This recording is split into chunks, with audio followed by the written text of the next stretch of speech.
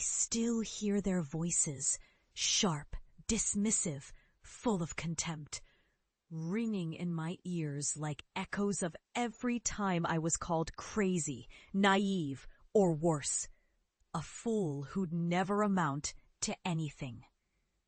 You're wasting your time. Plants can't talk. That's pseudoscience. You're an embarrassment to this family. For years, those words haunted me, a relentless chorus that threatened to drown out my hope. But I pressed on, driven by a stubborn fire that refused to die. Today, I stand before them not as the foolish dreamer they mocked, but as a testament to the power of relentless belief and the brutal, beautiful justice of karma. I remember the day I decided to pursue plant neurobiology like it was yesterday. My family's faces twisted in disbelief when I told them I wanted to decode how plants communicate, how they talk through chemical signals and root connections, not as mere static flora, but as complex sentient beings. They scoffed. My father, a hard-nosed businessman, said I was chasing fairy tales. My mother, whose world revolved around real careers, looked at me like I'd lost my mind. Even my siblings, who used to be my closest allies, teased me behind my back, calling me the crazy botanist or the plant whisperer. They told me I'd never make it, that my obsession was a joke. And for a while, maybe I believed them. Maybe I doubted myself until I couldn't anymore. I quit the comfort of the research institute that dismissed my work as pseudoscience. I abandoned the safety net of conventional science to pursue the truth on my own terms. I sold my apartment, poured every penny into equipment, and moved into a small, neglected patch of land, what I now call my sanctuary. An abandoned lot, cracked and empty but rich with potential. I began my field work, deciphering the language of roots, listening to the subtle whispers of leaves, decoding how plants shared information, communicated danger, even cooperated to survive. It was lonely. It was exhausting. It was maddeningly uncertain. But I kept going. Every discovery felt like a victory, no matter how small. I built a network of interconnected plants that responded to threats and shared nutrients in ways that defied conventional science. I proved that plants aren't passive, inert objects. They're active, communicating communities. I became obsessed with demonstrating that ecology is a living, breathing web, and that we're just beginning to understand the language of life underneath our feet. And then, the breakthrough. My work caught the attention of ecological innovators and farmers tired of chemical pesticides and destructive monocultures.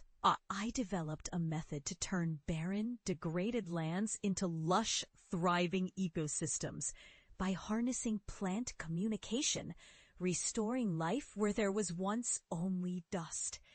The success was monumental.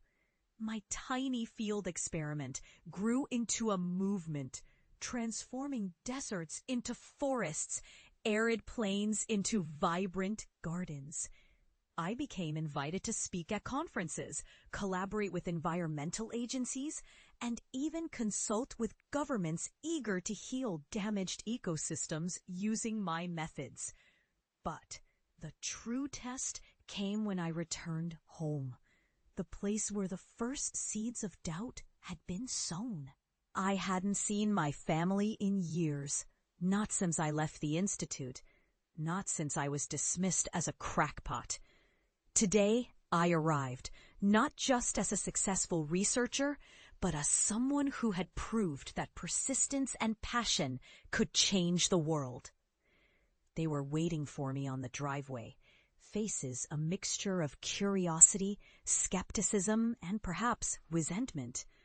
My father's eyes searched mine like he was trying to find the fool he once knew. My mother looked away, uncomfortable. My siblings looked slightly afraid, as if they sensed the storm they'd blamed me for was finally coming back to them. I took a deep breath, feeling the weight of every doubt I'd ever faced. Then I stepped out of the car, my eyes shining with quiet confidence.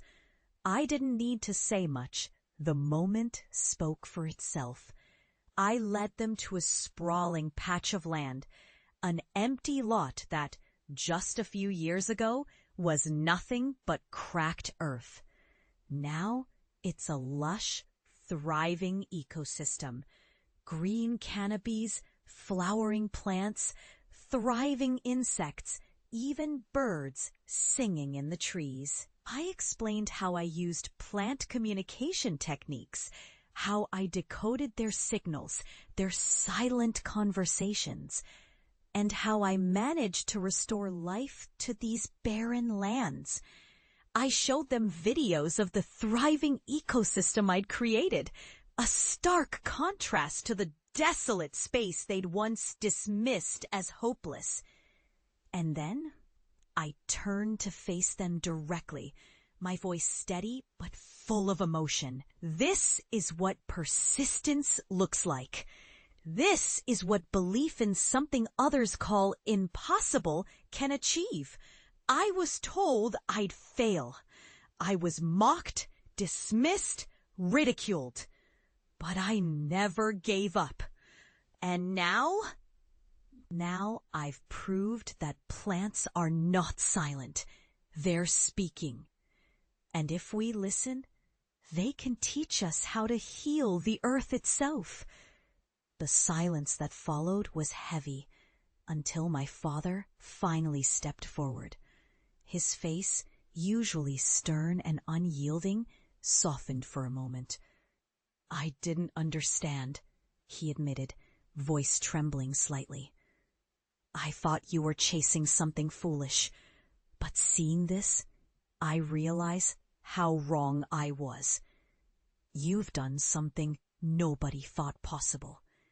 My mother's eyes glistened and she nodded. My siblings looked stunned, almost ashamed of their past doubts. But I didn't know I had already earned it. That night, I sat under the canopy of my flourishing land, watching the stars. I thought about all the years of fighting, of being dismissed and ridiculed, of feeling like an outsider. But here I was, standing in a testament to resilience, proving that even the most dismissed ideas can change the world when driven by unwavering belief. I've learned that real success isn't just about personal achievement. It's about rewriting the narrative, about showing the world that what's dismissed as pseudoscience can be the next revolution, about transforming failure into a foundation for something greater. And most importantly, I understand now that the greatest victory is not just in the thriving ecosystems I've built, but in the quiet, profound lesson I carry in my heart. Never let anyone define your worth or dismiss your dreams, because sometimes the ones who mock are simply blind to the future you're destined to create. In the end, I didn't just prove them wrong, I proved to myself that persistence, passion, and faith in what others deem impossible can transform not just land, but lives. And that perhaps is the true magic of believing in what you can't see yet.